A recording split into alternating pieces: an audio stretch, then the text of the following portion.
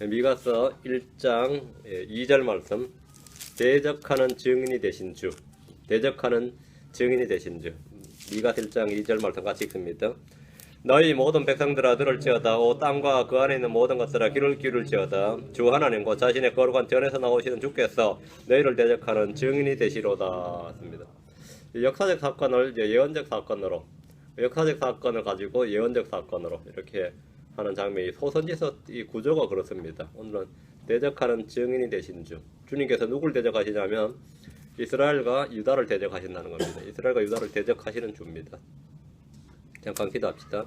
주 하나님 아버지 감사합니다. 주님께서 은혜와 복을 주셔서 이 시간 주의 말씀을 또 선포할 때 은혜와 권능을 주시고 또 성령 충만함을 주셔서 듣는 모든 분들이 기쁘고 즐겁게 말씀을 받게 하시고 믿음으로 결합하게 하시며 또 듣는 즐거움과 배우는 기쁨이 가득하게 하시고 또 깨닫는 영을 주셔서 말씀 한자 하나와 한 단어 한 단어 한 말씀 한 말씀이 모두 다 마음에 이 마음판에 기록되기를 간구합니다. 사랑하는 아버지 하나님 저희 속에 그리스도의 말씀이 풍부히 거하게 하도록 해주시고 제가 말씀으로 말미암아 살아갈 수 있도록 은혜를 주시옵소서. 감사드리며 주의 이름으로 기도합니다. 아멘.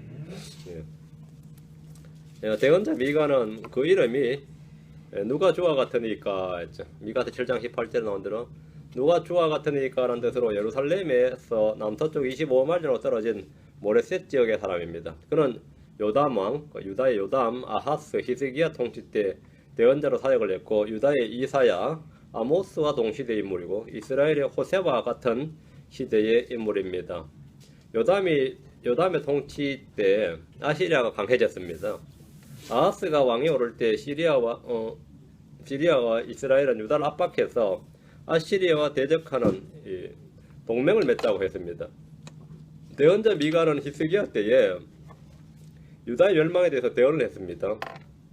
예레미야 26장 18절에 유다 왕 히스기야 시대의 모레셋 사람 미가가 대언하여 유다의 온 백성에게 말하여 이르되 만군의 주가 이같이 말하노라. 시온은 밭같이 갈아엎어지고 예루살렘은 무더기같이 되며 이 집에 사는 숲의 산당들과 같이 되리라 하였으나 미가가 한 대언이 이런 식의 대언이었다. 그죠? 이 나라 망한다는 거예요. 망해도 그냥 망하는 정도가 아니라 시온이 말하면 밭같이 갈아엎어지고 예루살렘은 무더기같이 된다. 이렇게 이 집에 사는 숲의 산당들과 같이 되리라 하였습니다.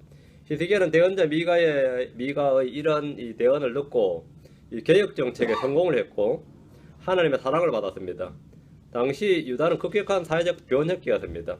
모세 율법이 무너지고 부자들은 가난한 자들의 땅을 사들였고 부를 축적하기 위해서 각종 불법을 저질렀습니다. 가난한 사람들의 재산을 강탈하고 사람들은 잡아다가 종으로 삼아버렸습니다. 이런 시대 되면 나왔죠. 사회 뒤집어졌으면 좋겠다 이런 생각을 하게 돼요. 특히 당한 사람들은 나라가 망해졌으면 좋겠다, 세상 뒤집어졌으면 좋겠다 이런 생각이 듭니다. 미가와 아모스는 이런 악을 대적하여 하나님의 공의를 실천할 것을 선포했습니다. 미가는 이스라엘에 대한 아시리아의 공격과 예루살렘에 대해서 또 바빌론 침공을 대언하면서 이스라엘의 해결을 촉구했습니다. 주의 언약을 지키고 그분께 순종하며 경배하면 주님께서 재앙에서 뜻을 돌이킬 겁니다. 그러나 그들은 듣지 않았습니다. 대언자 미가의 선포는 멸망을 앞둔 이스라엘이나 유다에게 그저 그런 외침일 뿐 아무런 소용이 없었습니다. 자, 본문을 보겠습니다. 1절입니다. 유다 왕 요담과 아사와 히스기야 시대에 모레셋 사람 미가에게 임한 주의 말씀, 곧 그가 사마리아와 예루살렘에 관하여 본 말씀이라. 미가의 사역 시기를 알 수 있는 3명의 유다 왕이 나옵니다. 요담, 아하스, 히스기야 3명이 나오죠. 미가는 모레셋 사람으로 백성들 사이에서 주의 말씀을 대언했습니다. 미가에게 임한 주의 말씀은 사마리아와 예루살렘에 관한 것입니다. 여기서 그가 사마리아와 예루살렘에 관하여 본 말씀이라 들은 말씀이라 그렇게 안 되겠고 뭐죠? 임한 말씀이라 이것도 아니고 본 말씀이라 되어 있죠. 말씀을 뭐라고 해? 봤다고 되어 있죠. 본 말씀이라 그 들은 말씀이 아니라 지금 보았다. 본 말씀 이렇게 합니다. 자, 이사야서 1장 1절과 2장 1절 한번 봅시다. 앞으로 가서 대언자들에게 말씀이 임할 때 대언자들은 그 말씀을 어떻게 받았냐 하면 이사야 1장 1절 2장 1절 유다 왕 우시야와 요담과 아하스와 히스기야 시대에 지금 동시대죠. 이사야가 아모스의 아들 이사야가 유다와 예루살렘에 관해 본 환상계시라. 본 환상계시다. 환상계시가 당연히 보죠. 비전이니까. 이게 이 스크린을 보듯이 말이죠. 이 봤다는 거예요. 본 환상계시라 이랬죠. 그러놓고 나서 바로 2장 1절 보세요. 이사야는 환상 계시를 봤다고 이렇게 증언하면서 2장 1절 아모스의 아들 이사야가 유다와 예루살렘에 관하여 본 뭐라고요? 말씀이라 이랬죠. 환상에 대해 비전이 뭐죠? 말씀인 거죠. 그 비전이 말씀입니다. 그 말씀을 보았다 이렇게 돼서 말씀을 보았다. 그러니까 오늘날 이제 계시를 뭘 봤다 할 때 그건 봤다는 말을 하시는 거죠. 이 말씀인 거죠. 그 비전을 우리가 비전을 세웁시다. 비전을 비전 2000 비전 이런 거 막 할 때 그 비전이라는 게 뭐란 거죠? 말씀이란 말입니다. 예. 이사야는 예루살렘에 관한 말씀을 유다와 예루살렘에 관한 말씀을 봤고요. 아모스 역시 이스라엘에 관하여 본 말씀들을 전했습니다. 하나님 주신 말씀을 듣고 믿음으로 아는 것, 깨닫는 것을 성경은 뭐라고 하냐면 보았다 이렇게 말씀을 보았다 이렇게 합니다.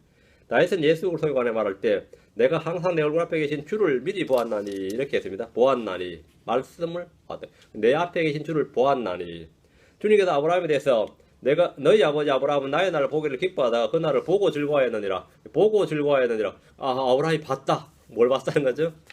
아브라함이 나의 날을 보고 즐거워하였느니라 하니까 또 여기서 이상한 해석이 막 나오면 안 됩니다. 보고 즐거워했다. 뭘 봤다는 거죠? 이 말씀을 들었다는 겁니다. 말씀을 듣고 믿는 것. 그 말씀을 듣고 믿는 것, 그것을 가지고 성경에서는 보고 즐거워했다 이렇게 말한 겁니다. 주의 말씀을 듣고 그 말씀을 믿는 것을 믿은 것을 이제 보았다 이렇게 말한 겁니다. 대언자가 미리 보았다는 것은 사마리아와 예루살렘은 주의 말씀을 듣고 한 겁니다. 사마리아 예루살렘과는 주의 말씀을 듣고 한 겁니다.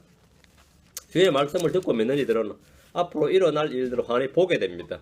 우리는 지금 7년 대환란이나 천년왕국이나 그 후에서 환히 본다 그러죠. 우리가 진짜 진짜 봤다 그러면 이상하죠.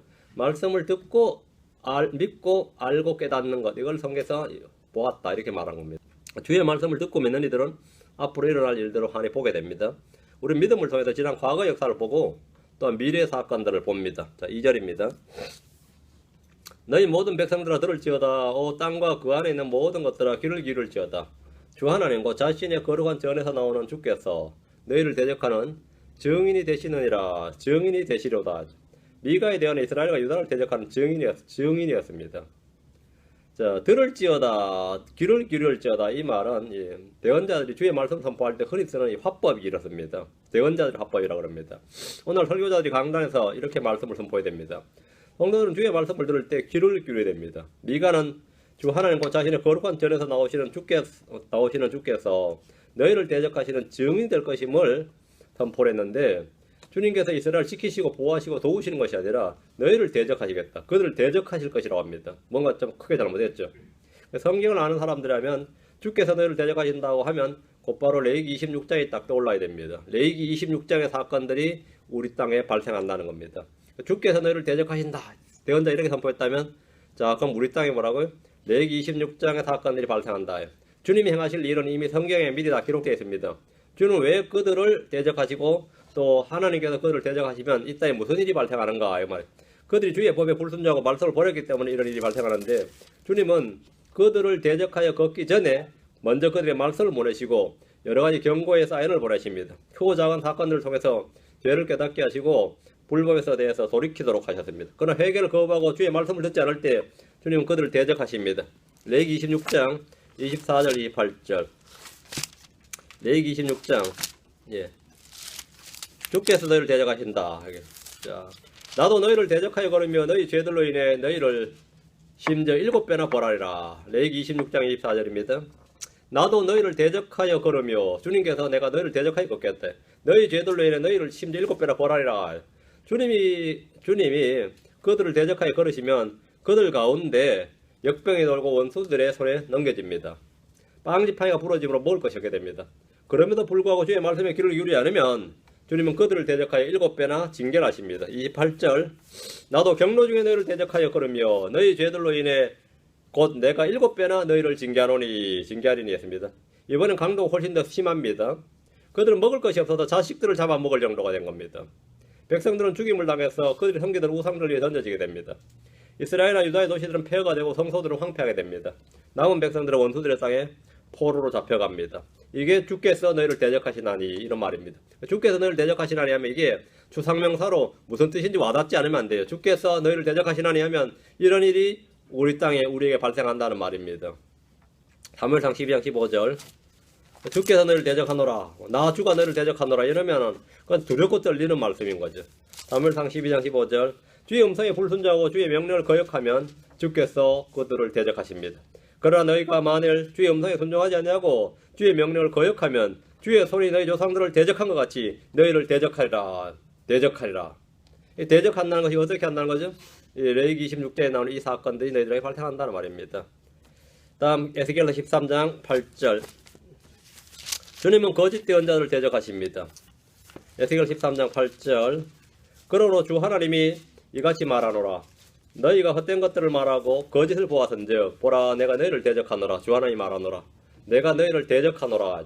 거짓 대언자들은 헛된 것과 거짓 정결을 보고 주가 말하노라 이렇게만 주가 말한다고 그럽니다. 주가 말한다고. 오늘 교회는 성령의 계시나 성령의 음성이었다고 주장하면서 사람들로 하여금 자기들의 말을 확증하고 믿게 합니다.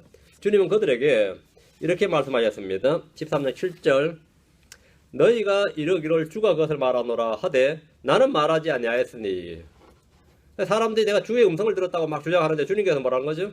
나는 말 안 했다고요. 나는 말하지 아니하였으니 너희가 헛된 환상을 보지 아니하였으며 거짓 정결을 말하지 아니하였느냐. 구약에 거짓 대언자들이 있었듯이 지금은 교회 내에 거짓 교사들이 있습니다.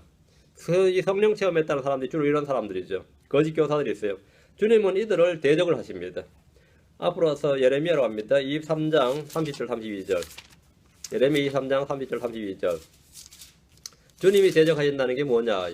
주가 말하노라 그런즉 보라 각각 자기 이웃에게서 내 말들을 도둑질하는 대언자들을 내가 대적하노라. 주가 말하노라 보라 자기 혀를 놀려 그분께서 말씀하시느니라 하는 대언자들을 내가 대적하노라. 주께서 말씀하시느니라 이러면서 이 말하는 대언자들을 주님이 대적하신다 이거예요. 보라 거짓 꿈들을 대언하고 그것들을 말하며 자기의 거짓말과 경솔함으로 내 백성을 잘못하게 하는 자들을 내가 대적하노라. 그러나 내가 그들을 보내지 아니하였고 그들에게 명령하지도 아니하였나니 그러므로 그들이 이 백성에게 아무 유익을 끼치지 못하리라. 주가 말하노라. 주님께서 내가 대적하노라 하고 말씀하시는 것은 이 거짓 대언자들의 실체가 누구인지 어떤 자들인지 분명하게 지금 드러나 있습니다. 이들은 주의 말씀을 도둑질합니다. 이들은 거짓 꿈들을 대언합니다. 이들은 주님께서 보냄을 받지 않는 종교 사기꾼들입니다. 그들은 보지 않는 환상과 거짓 꿈들을 대언하고 자기의 거짓말을 주의 말씀처럼 선포합니다. 여러분 지금 이곳 교회에서 또는 우리 주변 교회에서 이런 사람들을 많이 볼 수 있습니다. 맨날 이런 사람들 데려다가 간증 집회도 하고 말이죠. 성령 집회도 하고 별짓 다 하죠. 주님께서 내가 너를 대적하노라. 주님, 자 예레미야 50장으로 갑니다. 31절 50장 31절 주님은 교만한 자를 대적하십니다. 주 만군의 하나님 말하노라 오 너 지극히 교만한 자여 보라 내가 너를 대적하노니 너희 날고 내가 너를 징벌하는 때가 이르렀느니라. 대적하노라. 하나님이 유다와 이스라엘 대적하시는 것은 이들이 목을 곧게 하고 교만하기 때문입니다. 신약에서도 동일한 경고가 나옵니다.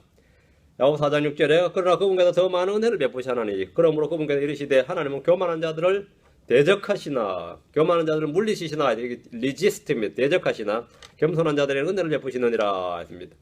주님께서 내가 너를 대적하노라 대적하시는 주 주님께서 우리를 대적하시면 우리는 뭐 끝난 거죠.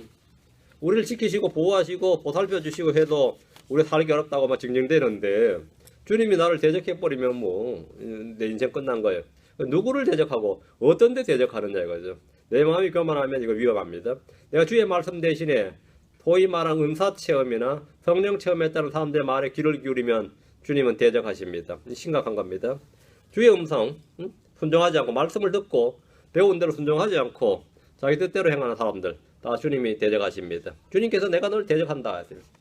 자 다시 미가서로 갑니다. 1장 3절 보라 주께서 자신의 처소에서 나오시고 내려오사 땅의 높은 곳들을 밟으시리니 주님은 자신의 처소에서 대적하는 증인으로 나오셨습니다. 주께서 자신의 처소에서 나오시고 라는 말씀은 재림의 문맥입니다. 자신의 처소에서 나오신다. 하늘에서 내려오신다는 말이죠. 역사적으로는 이제 바빌론 군대의 성전이 불타기 전에 주님은 성전 동문을 통해서 나오셨는데 이는 이스라엘을 떠나신 것이고 본문은 솔로몬의 성전 지성소가 아니라 하늘의 처소에서 주님이 땅으로 내려오시는 지상 재림입니다. 땅의 높은 곳들을 밟으시리니 이 말씀은 심판을 집행하시는 겁니다. 이사야 26장 21절에 보면 보라 주께서 자신의 처소에서 나오사 땅의 거주민들의 불효를 하여 그들을 벌하시나니 땅이 또한 자기들의 피를 드러내고 자기의 죽임당한 자들을 다시 덮지 아니하리라. 자기의 처소에서 나오사. 우리는 관련 구절들을 비교함으로써 이 별다른 해석 없이 말씀을 쉽고 명료하게 깨달을 수 있습니다. 요한계시록 19장 15절에 그분의 입에서 예리한 검이 나오는데 그분께서 그 검으로 민족들을 치시고 또 철장들로 그들을 다 쓰리시리라. 또 그분께서는 전능자 하나님의 명령한 진노의 포도즙들을 밟으시며, 밟는다는 거예요. 높은 곳들을 밟으시니, 밟는다는 게 뭐냐면 짓밟으시는 거죠.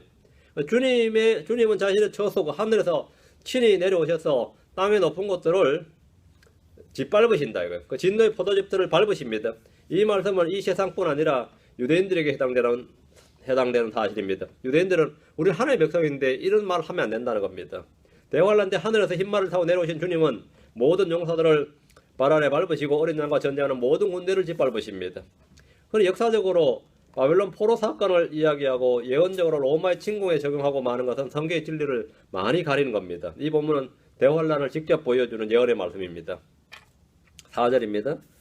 산들이 그분 밑에서 녹고 골짜기들이 갈라지되 불 앞에 밀초같이 가파른 곳에서 쏟아진 물들같이 그리 되리라. 이거 엄청난 말씀입니다. 산들이 어떻게 된다고요? 녹아버린다. 산들이 녹아버린다. 이걸 어떻게 하면 산들이 녹아버려요? 골짜기들이 갈라진다. 이거 지진이죠. 산들이 녹아버린다. 보통 우리가 생각하는 건 뭐죠? 엄청난 열기, 그죠? 또는 뭐 핵무기, 뭐 이런 걸 생각하게 되죠. 산들이 그분 앞에, 그분 밑에서 녹고, 주님이 내려오시는데, 이 불과 같이, 불과 함께 재림하니까, 녹아버린다. 이제 골짜기들이 갈라지되 불 앞에 밀초같이 가파른 곳에 쏟아진 물들같이 그리 되리라 했습니다. 이 구절은 문자가 성취될 예언의 말씀입니다. 이 구절이 주님의 지상 재림이라는 사실은 출애굽 때 시내산에 강림하신 그 묘사, 주님의 그 강림을 통해서 잘 드러납니다. 사사기 5장 5절에 산들이 주 앞에서부터 녹았으니 저 시내산도 주 이스라엘 하나님 앞에서 녹았도다. 주님이 시내산 내려오실 때 시내산이 어땠다고요? 녹았다는 거죠. 출애굽 때 시내산과 주변 산들이 녹았다는 역사적 사실은 예언적인 사건의 모델입니다. 시편에는 주의 재림대에 있을 사건을 생생하게 기록하고 있습니다. 시편 97편 3절 6절에 불이 그분 앞에서 나가 사방에서 그분의 원수들을 태우는도다. 그분의 번개가 세상을 비추니 땅이 보고 떨었도다. 산들이 주의 앞에서 곧 온 땅은 주의 앞에서 밀초같이 녹았도다. 하늘들이 그분의 의를 밝게 드러내니 그 모든 백성들이 그분의 영광을 보는도다. 산들이 뭐라고요? 주의 앞에서 녹았다. 녹았다. 주의 앞에서 밀초같이 녹았다. 밀초같이 녹았다. 산들이 주의 앞에서 곧 온 땅의 주의 앞에서 밀초같이 녹았다. 이런 식으로 녹았다는 거. 놀라운 말씀입니다.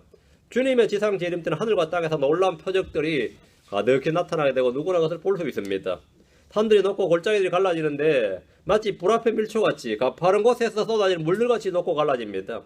불신자들이 이 구절을 읽으면 이따의 강력한 지진이나 화산 폭발이나 용암의 분출이나 초대형 쓰나미와 같은 연쇄적인 핵폭발에 유성이 떨어진 모습을 다 합쳐놓은 그런 헐리우드 영화의 한 장면 같은 모습입니다. 근데 오늘날 신학자들 비롯한 이 크리스찬들은 이런 구절 읽을 때 그 영적 해석이라고 그래요. 이건 비유다, 상징이다. 영적 해석이라고 하면 이걸 안 믿어버립니다. 별로 의미를 두지 않습니다.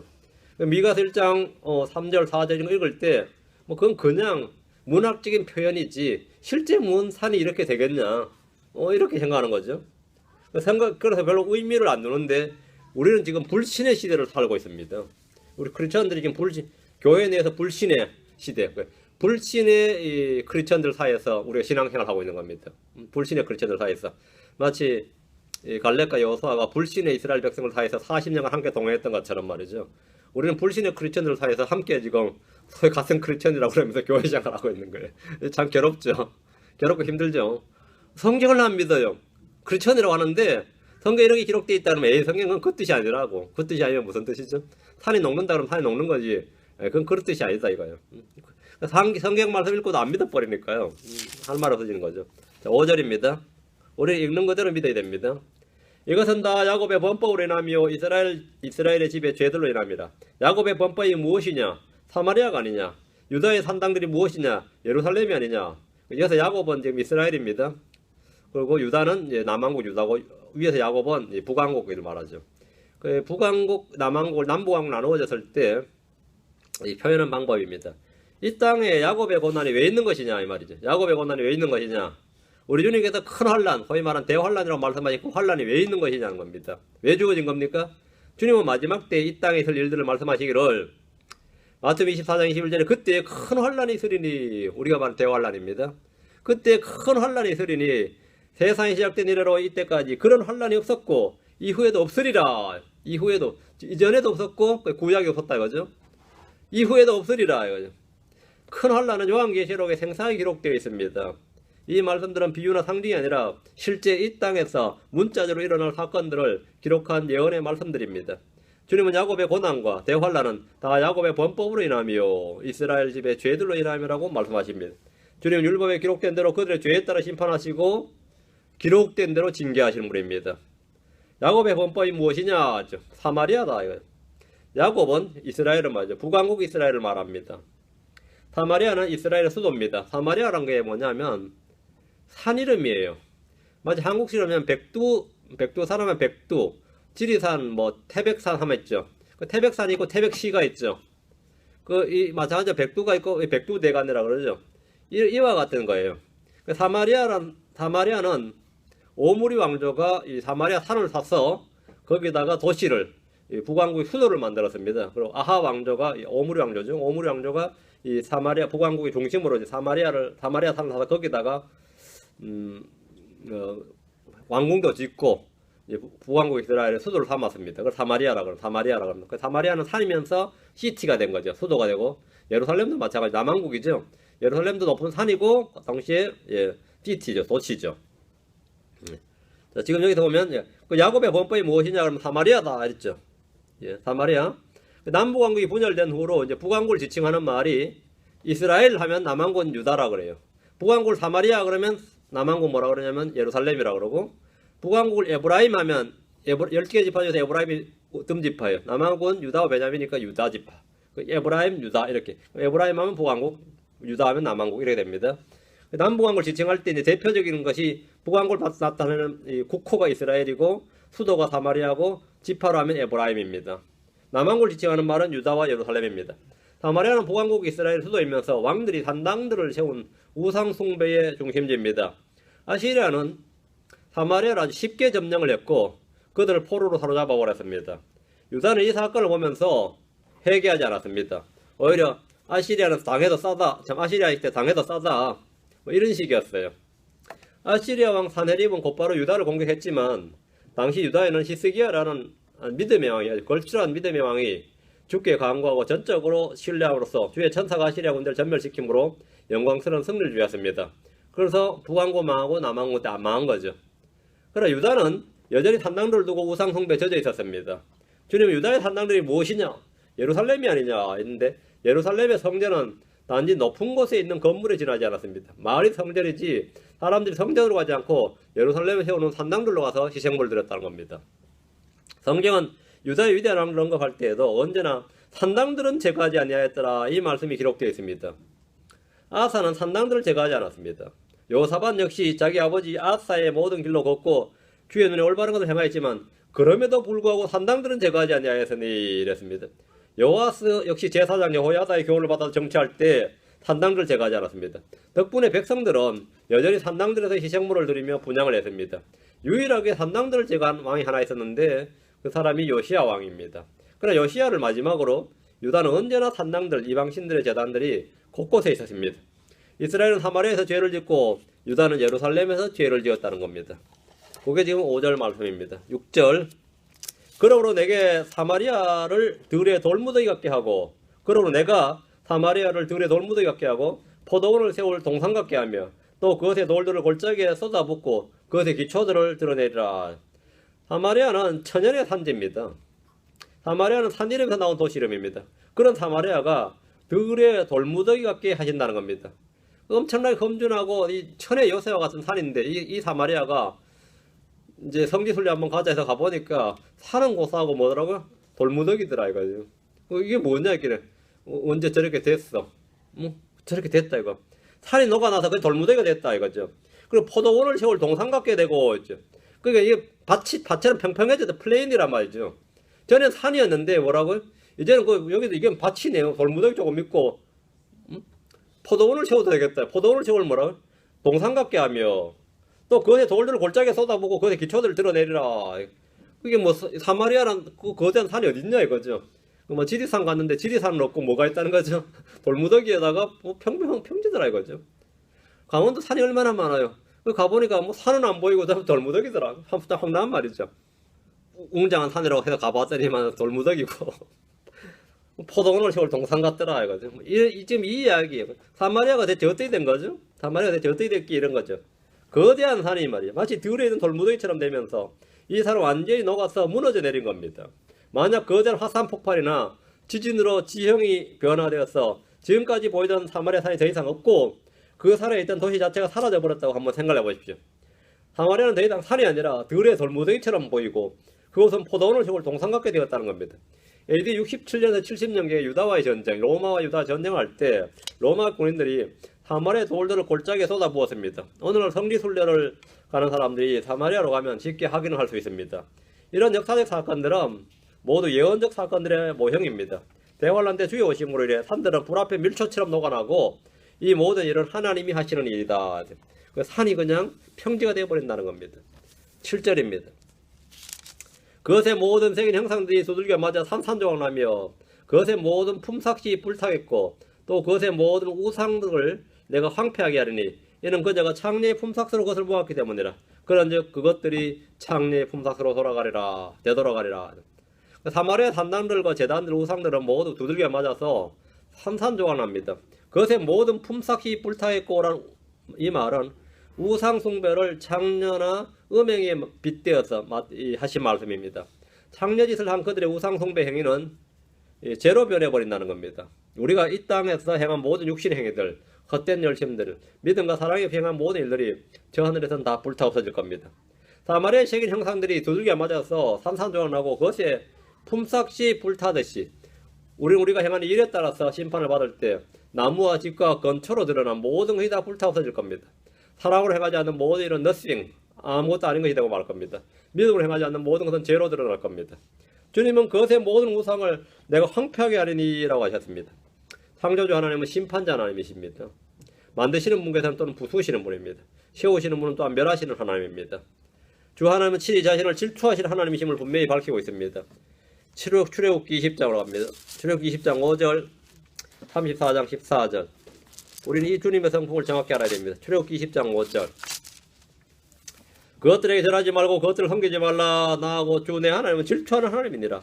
나는 나를 미워하는 자들에게 아버지의 불법을 자손들에게 보라하여 3, 4대까지 이르게 하거니와.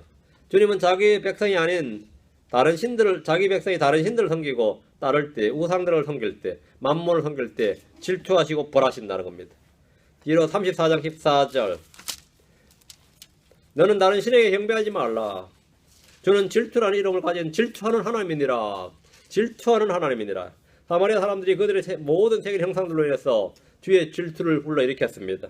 주님께서 내가 황폐하게 하리니라고 하셨습니다. 주님의 질투는 소멸시키는 불입니다. 그래서 모든 걸 황폐하게 시키고 모든 걸 불러서 태우십니다. 삼켰습니다. 뒤로 와서 신명기 4장 24절. 신명기 4장 24절. 주 내 하나님은 소멸시키는 불이시요 곧 질투하시는 하나님이시니라. 우리가 주를 알 때 성경에 기록된 대로 알고 믿는 것이 중요합니다. 대언자 미가가 전한 이 말씀들은 단지 아시리아의 침공에서 다 끝난 것이 아닙니다. 대환란 때 훨씬 더 크고 강한 재앙이 임할 겁니다. 교회는 대환란이란 심판이 이 땅에 임하기 전에, 그 재앙이 이 땅에 임하기 전에 저 하늘로 들림을 받습니다. 크리스천들은 저 하늘에서 각자 행한 대로 보상과 심판을 받을 겁니다. 야곱의 고난은 교회와 아무런 관련이 없습니다. 대환란은 크리스천과 관련이 없다 이 말입니다. 자, 다시 미가서 봅니다. 7절. 그녀가 창녀의 품삯으로 그것을 모았기 때문이라. 그런즉 그것들이 창녀의 품삯으로 되돌아가리라. 불의의 삭과 불법의 대가는 형통하지 못합니다. 주님께서 심판하실 때 그들이 모은 재물이 그들을 대적하여 정언할 것이라고 했습니다. 사마리아는 아시리아의 소유가 되고 사마리아의 거주민들은 아시리아의 포로가 됩니다. 아시리아의 수도인 니느웨는 창녀라 불리는 도시입니다. 창녀의 삭이 된다. 창녀의 품삯으로 돌아간다 말은 니느웨의 삭스로 돌아간다 이 말이면 니느웨가 가진다는 말이에요. 니느웨 것이 된다. 사마리아는 니느웨의 소유가 된다는 거죠. 나홈서 3장 4절에 이는 마술의 여주인고 잘생긴 창녀가 많은 행음을 벌였기 때문이라. 그녀가 자기 행음으로 민족들을 팔며 자기의 마술로 가족들을 파느니라. 이게 바로 니느웨를 이야기한 겁니다.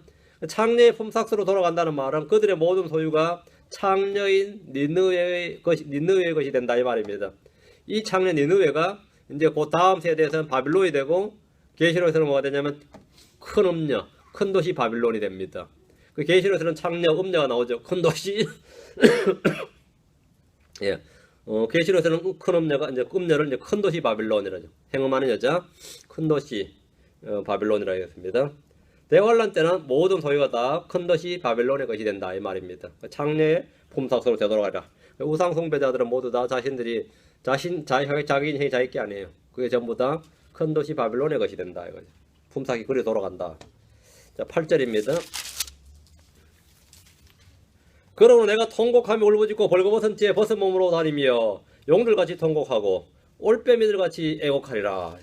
대언자 미간이 이런 대응을 하면서 통곡하면서 울부짖었습니다. 주의 영이 임해서 재앙을 미리, 민족의 재앙을 미리 내다본다는 것은 그리 유쾌한 일이 아닙니다. 여기서 용들같이 통곡하고 오란 말씀에서 용들이란 단어가 나오는데 현대 역본들은 이 단어가 다 사라지고 없습니다. 개혁 성경이나 뭐 개혁 개정 성경 이런 데 보면 용들 대신에 들깨들 나옵니다. 예. 들깨같이 통곡하고 그 위가가 좋을 때 들깨처럼 통곡하게 된 거죠. 어떤 역본은 여우 또는 늑대라고 말합니다. 공동번역과 표준역엔 여우라 나오고 현대어 성경에 늑대같이 통곡하고 이런 나오죠. 영어 성경에 전부 다 제칼이라 나오는데 용들의 존재에 대해서 믿을 수가 없기 때문에 전부 다 단어를 바꿔버려요. 드래곤을 믿을 수가 없는 거죠. 성경의 단어들이나 성경의 인물들이나 성경의 역사적 사건들을 믿지 못할 때 성경 변개가 일어납니다. 성경은 바꿔치기 시작하는 거죠. 이들은 예언의 실제성, 실제의 말씀들, 이것들이 실제성을 믿을 수가 없기 때문에 주의 말씀을 바꾸는 겁니다. 주의 말씀을 믿을 수가 없어요. 그래서 바꿔버려요. 용들은 마귀들의 다른 이름입니다. 큰 용, 저 옛뱀은 사탄의 이름이고, 그래서 용들이라 그랬으니까 뭐죠? 마귀의 졸개들인 거죠. 예. 9절입니다. 그녀의 상처는 고칠 수 없도다. 그것이 유다에까지 이르렀으며 그가 내 백성의 성문 곧 예루살렘에까지 이르렀도다. 사마리아는 치유 불가능이란 진단을 받았습니다. 고칠 수 없다. 이러면 어떤 약도 어떤 의사도 그녀의 상처를 치유할 수 없습니다. 이유는 간단합니다. 회개하지 않기 때문입니다. 주님이 고칠 수 없는 상처, 주님이 구제할 수 없는 사람은 말씀을 듣고도 회개하지 않는 사람입니다. 죄가 많아서 주님이 못 고치는 건 아닙니다. 못 구원한 게 아닙니다. 주님은 상처를 치유하시는 분입니다. 그러나 치유받기를 거절하면 상처는 고칠 수 없습니다. 사마리아는 자신뿐만 아니라 유다에까지 우상 숭배를 전파했습니다. 예루살렘의 산당들이 세워지고 제단들이 만들어졌습니다. 주의 성전이 있는 예루살렘에 산당들이 있고 백성들이 성전 대신에 산당들로 가서 희생물을 드리고 분향을 했습니다. 죄는 전염성이 가능합니다. 지금 뭐라죠? 예루살렘에까지 이르렀도다. 북왕국의 죄들, 이스라엘이 하던 모든 사마리아에 하던 모든 행위들이 예루살렘까지 전부 다 지금 행해하고 있다. 전국적으로 다 유행하고 있단 말이죠. 10절입니다. 너희는 그것을 가드에서 밝게 알리지 말며 결코 울지도 말고 아브라의 집에서 내 몸을 티끌에 굴릴지어다. 이 10절부터 이 끝까지는 우리가 알지 못하는 도시들이 많이 나와요. 이것 때문에 소선지서가 어렵다는 말들이 나오는 겁니다. 몇 개의 도시가 나오는데 도시를 쭉 보세요. 10절이면 가드가 나오죠. 아브라가 나오죠. 11절은 사빌, 사난, 베데셀, 마롯, 예루살렘, 라기스, 모레셋가드, 마레사, 아둘림. 그래서 아는 이름이 별로 없죠. 가장 익숙한 이름은 예루살렘이고 그 외에는 뭐 한두 개 외에는 다른 도시들은 생소한 도시들입니다. 이름 자체가 생소한 도시죠.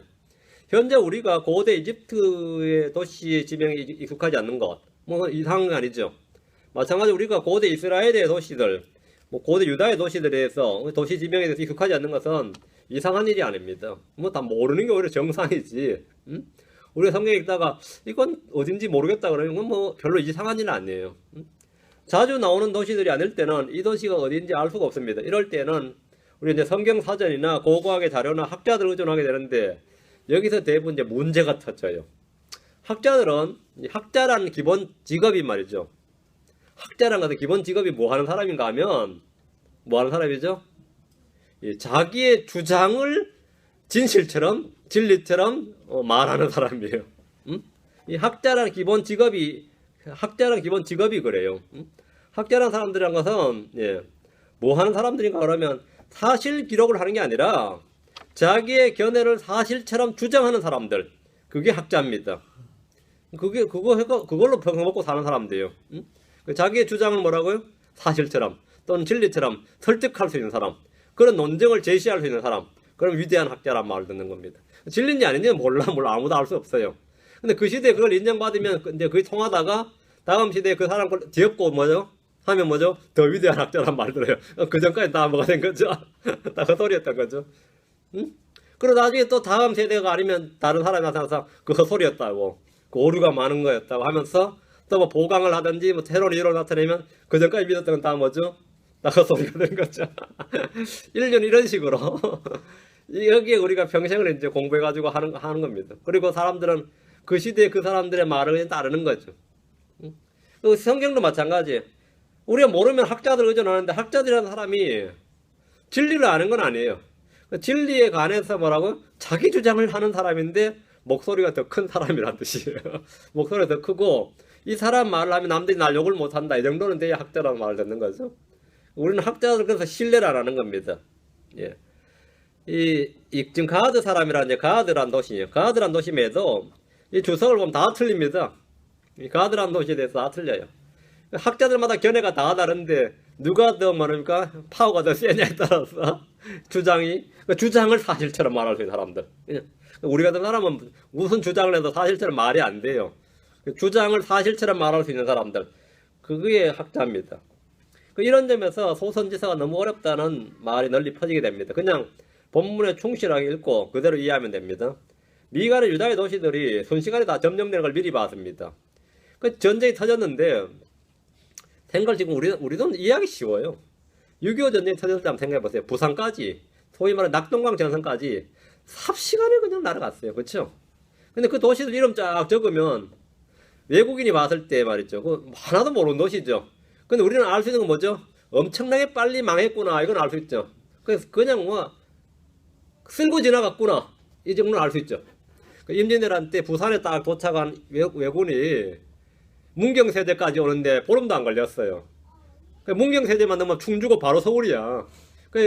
한국의 신립장군이라는 사람이 조총을 모르는 시대라서 배수의 진을 친다고 뒤에 물을 넣고 공격했는데 조총을 쏴버리니까 뭐 싸우지도 못하고 그냥 거기서 전선이 무너져가지고 그냥 서울까지 그냥 날아가 버렸지. 서울까지 그냥 날아가는데 이렇게 빨리 날아갈 수 있느냐 이거지. 이렇게 어느 나라 전쟁이 이렇게 빨리 날아갈 수 있느냐 하면 그럼 막 망하는 거죠. 그 이야기예요. 아시리아 군대가 쳐들어왔는데, 아니 바빌론이 쳐들어왔는데 예루살렘까지 얼마나 빨리 진격하냐 하면 46개의 도시가 순식간에 쓰러지는데 그 중에서 지금 한 10개 정도를 지금 미가가 뽑은 거예요. 지금 도시 이름들 쫙 나오는데 가드에서 밝히 알리지 말며 결코 울리도 말고 아브라의 집에서 내 목을 티끌에 굴릴지어다 이러면 우리 이게 못 읽을 때 뭐 웬만큼 성경 많이 성동한 사람도 말이죠. 이게 무슨 뜻일꼬 이러면 또 이제 목사님도 달려가도 목사님도 글쎄다 이러지 뭐 별 수 있나 뭐 모른다 그러죠. 응? 그 예루살렘을 제외하고 말이죠. 모든 도시들이 싹 아시리아 손에 넘어가 버렸는데 열왕기하 18장 13절에 히스기야 왕의 제14년에 아시리아 왕 사네립이 올라와 유다의 성벽을 두른 모든 도시를 쳐서 점령하며 모든 도시를 쳐서 점령했다 이거예요. 달랑 하나 남은 게 뭐죠? 예루살렘이에요. 예루살렘 하나 남았어요. 그 당시 46개 유다의 도시들이 순식간에 무너졌습니다. 예루살렘을 제외한 모든 도시들이 사네립의 수중에 떨어졌으니까 사네립은 이제 득이양양하죠. 의기양양하고 이제 예루살렘 치면 끝난 거죠, 게임은. 너희는 그것을 가드에서 밝게 알리지 말며, 이 말은 우리의 손해, 우리의 패배, 우리가 이제 망하게 된 것을 우리가 입은 피해 등을 말이죠, 알리지 말라는 겁니다. 가드에서 이것을 알리면 그들은 전쟁을 해볼 생각조차 못하고 다 항복해버릴 겁니다. 전쟁에서 패한 소시나 망한 소식은 사람들을 낙심시키고 좌절하게 합니다. 결코 울지도 말고 오란 것은 내가 알아도 표현하지 말라는 거죠. 슬픔을 표시내지 말라는 겁니다.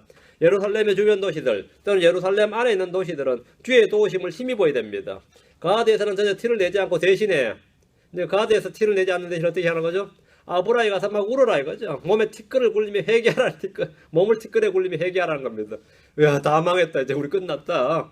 여기서는 전선이 형성되어 있는 곳에서 울지 말고 전선이 형성되어 있는 곳에서 울면 어떻게 되는 거죠?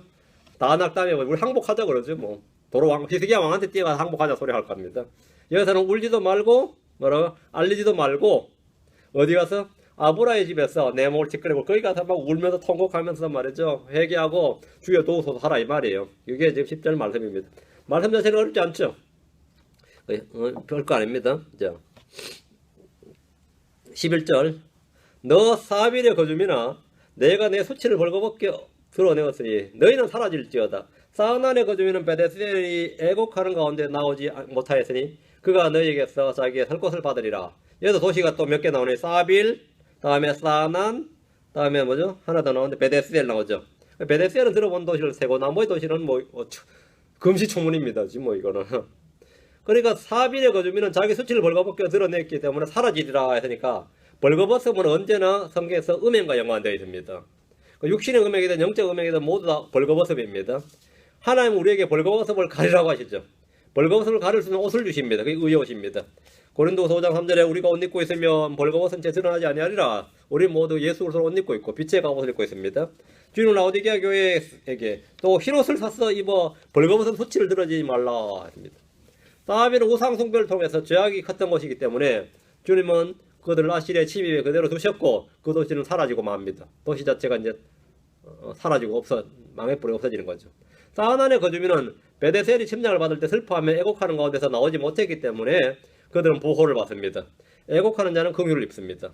하나님은 심판하시는 중에도 어떤 도시를 망하게 하시고 어떤 도시는 지키시고 선별하고 계십니다.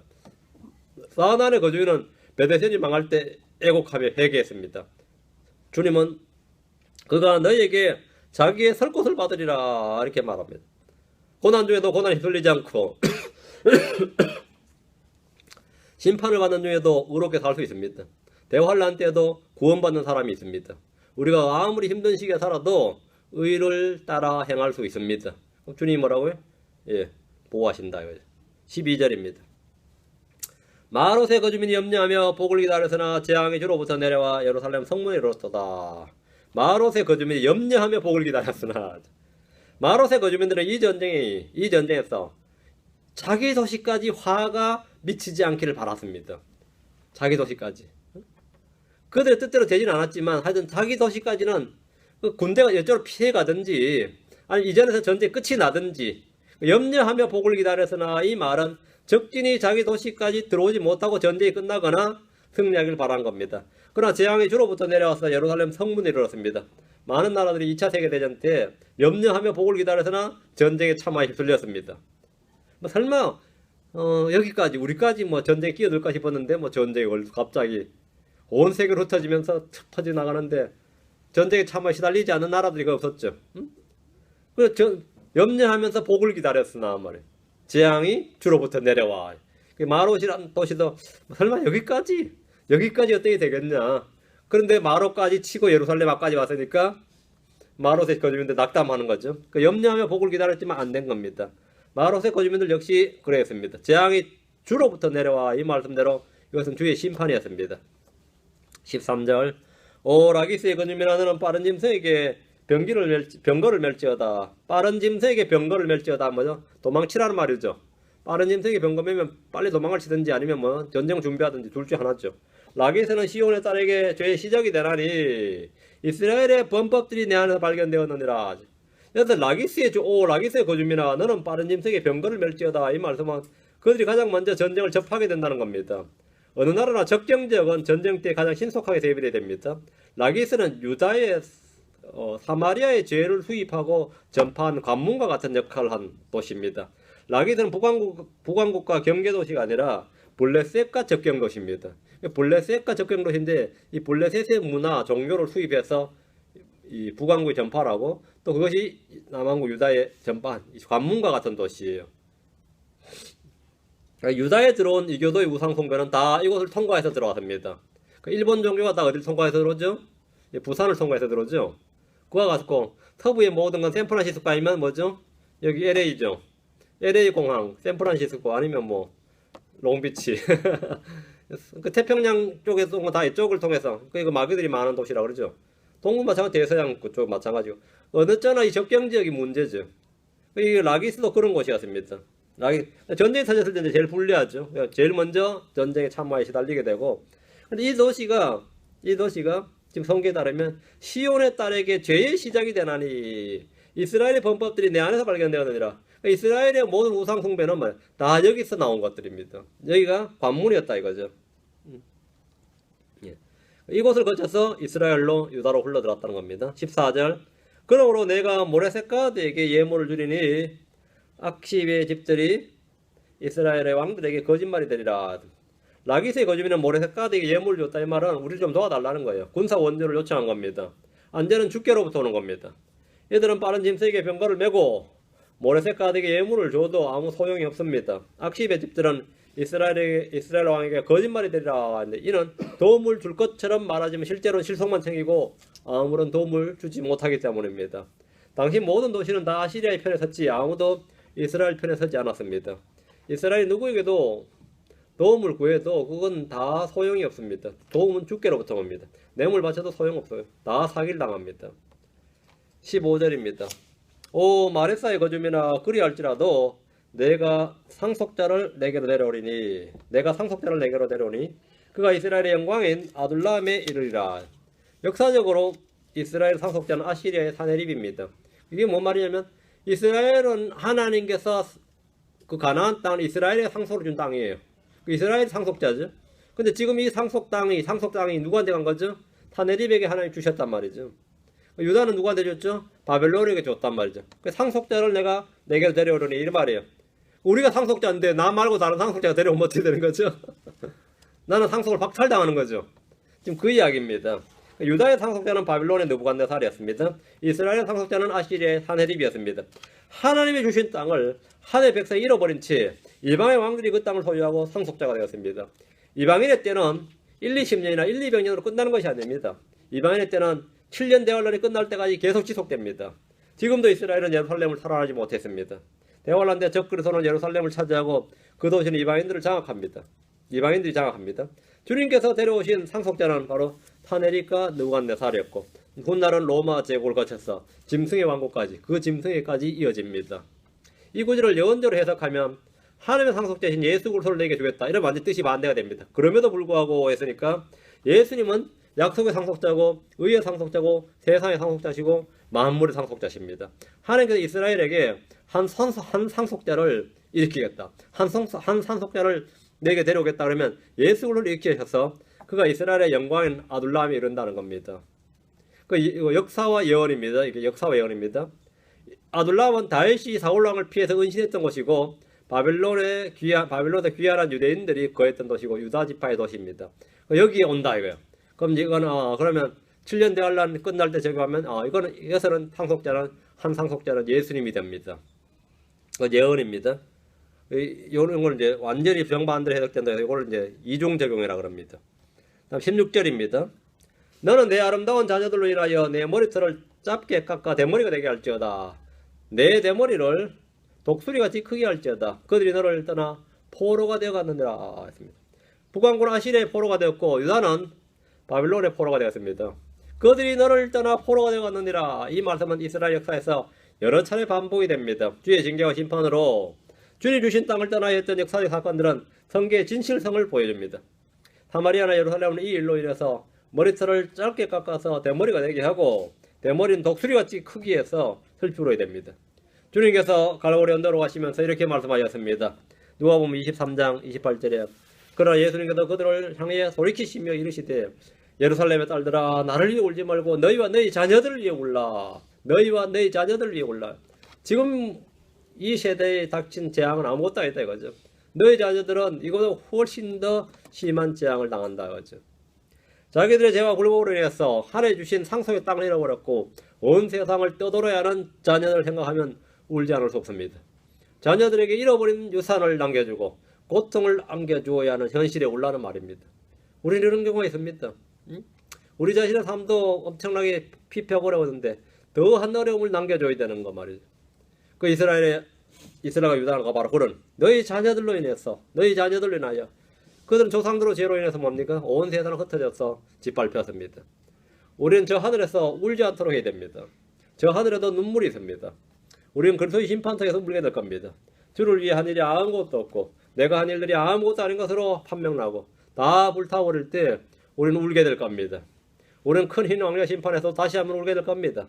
우리가 구원해서 해야 할 많은 혼들이 둘째 사망에 처해지게 되는 것을 볼 때 울게 됩니다. 우리는 자녀들을 성경과 주의 약속들을 비롯한 믿음의 유산들로 남겨줘야 됩니다. 그들이 뭘 남겨줄 것이냐 그죠. 하나님의 말씀을 남겨줘야 되고 믿음을 남겨줘야 되고 하나님 예수 그리스도 우리가 믿는 주 예수 그리스도를 남겨줘야 됩니다. 불타 없어질 것들이 아니라 영원한 것들을 소유할 수 있도록 해야 됩니다. 그렇게 돼야 뭐 우리가 울지 않는 겁니다. 우리가 울지 않는 겁니다. 우리는 뭐 나는 죽거나 뭐 나는 이 땅에 엎어지나 너에게 누가 있다? 예수가 있다. 너를 지켜줄 말씀이 있다. 그러면 뭐 안심하고 하는 거죠. 안심하는 겁니다. 그것이 안 되면 걱정이 되죠. 꼭 이제 예수를 믿도록 해야죠. 우리가 자식에게 남겨줄 것이 뭐냐? 후손에 남겨줄 것은 바로 신앙의 유산입니다. 오늘 1장 마치고요. 다음 시간에 2장입니다. 다음 시간에 2장 읽으시고 몇 번 읽으시면 더 낫고요. 잠깐 기도합시다. 예, 약간 감기 기운이 있는데다가 또 입안이 헐어가지고 지금 제가 엉망입니다. 예, 몸이 좀 체력을 좀 회복해야 되는데 많이 약해졌어요. 기도하십시다. 기대하시고 거룩한 줄 하나님 감사합니다. 주님께서 은혜와 복을 위해서 저희 마음속에 주의 영을 충만하게 허락해 주시고 또 저희가 말씀에서 경고와 훈계를 받게 하시고 또 저희가 부전히 깨어 있게 하시고 언제나 참으로 주님을 사랑하고 주의 말씀을 지키는 그런 성도를 나되도록 도우시길 간구합니다. 아버지 하나님께서 은혜를 많이 베풀어 주셔서 저희가 평소에 성경 읽을 때 깨닫는 영을 많이 주시고 그를 통해서 저희가 돌이키어서 주님을 향하도록 인도해 주십시오. 감사드리며 주의 성기도합니다. 아멘.